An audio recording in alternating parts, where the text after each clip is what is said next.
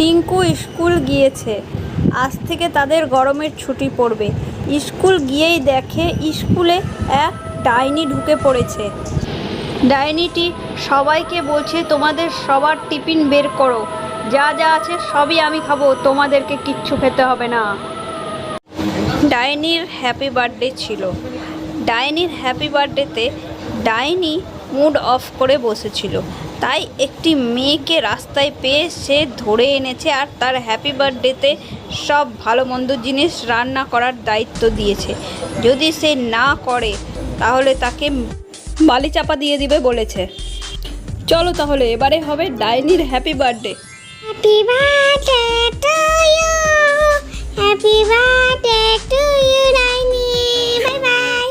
এক শাকচুন্নি মন্দিরে প্রবেশ করেছে। শাকচুন্নির মনটা খুব ভালো, তাই সে মন্দিরে প্রবেশ করতে পারলো। সে শিব ঠাকুরকে প্রার্থনা করতে গেছে যে তাকে যাতে শাকচুন্নি থেকে মানুষে পরিণত করে দেয়। আগের জন্মে যে মানুষ ছিল সে শিবের ভক্ত ছিল, তাই শাকচুন্নির এই প্রার্থনা শিব ঠাকুর শুনে নেয় আর তাকে এক সুন্দরী বউ বানিয়ে দেয়।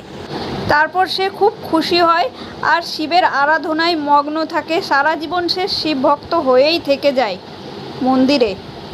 তো বন্ধুরা, গল্পটি যদি ভালো লাগে তাহলে গল্পে লাইক শেয়ার কমেন্ট করে দিও আর চ্যানেলটাকে সাবস্ক্রাইব করে দিও। তো দেখা হচ্ছে পরের গল্পের সাথে। শুভম তার স্ত্রী মনীষাকে নিয়ে একটি ভাড়া ঘরে থাকছিল। তাদের একটি ছোট মেয়েও ছিল, তার নাম হচ্ছে মিনু। একদিন শুভমের বাড়িতে মিনুকে খুঁজে পাওয়া যাচ্ছে না আর বিছানার উপরে দেখে যে এক শাকচুন্নি নাচ করছে। সে মিনুর মতোই পোশাক পরে আছে। তা দেখে শুভম আর শুভমের স্ত্রী খুব ভয় পায়।